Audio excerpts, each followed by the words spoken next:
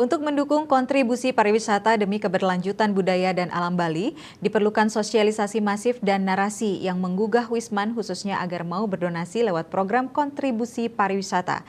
Selain sosialisasi yang masif, juga diperlukan strategi agar Wisman bersedia berdonasi, yaitu dengan memungut di tempat-tempat yang strategis.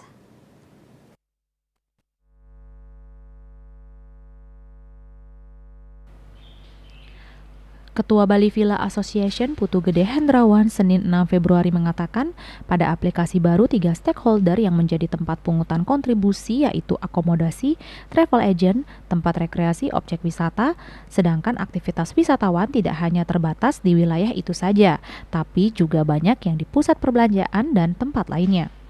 Menurutnya, tidak efektif jika pungutan dilakukan di tempat-tempat akomodasi seperti hotel, villa, guest house, atau sejenisnya.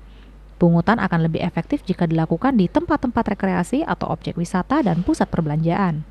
Hal itu karena transaksi di tempat akomodasi dilakukan di akhir masa liburan Wisman atau ketika check out. Ketika itu uang mereka mungkin sudah habis karena mereka spending untuk makan, minum, transportasi, dan ke tempat-tempat wisata, sehingga hal itu dinilai tidak efektif.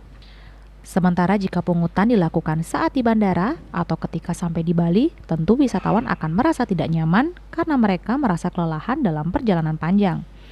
Selain membutuhkan waktu untuk download aplikasi, mereka mungkin juga memerlukan waktu untuk menyesuaikan alat bayar mereka di Indonesia atau di Bali. Sehingga menurutnya waktu yang tepat untuk memungut adalah saat hari kedua mereka mulai berkeliling ke tempat-tempat wisata. Dengan besaran pungutan minimal sebesar 10 dolar USD, tidak akan memberatkan wisatawan dari sisi nilai.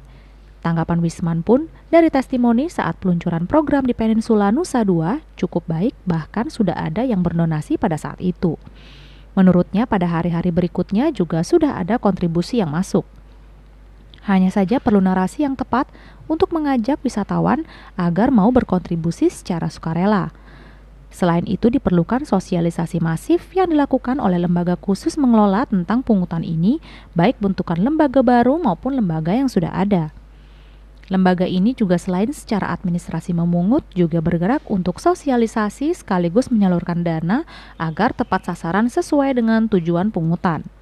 Mengingat Bali sudah secara final menetapkan pariwisata berbasis budaya, maka tujuan pungutan adalah untuk keberlanjutan budaya dan alam Bali.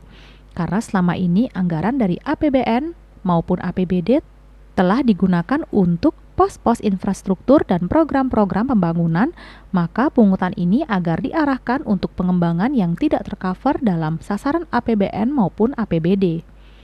Cita Maya, Bali Pos melaporkan.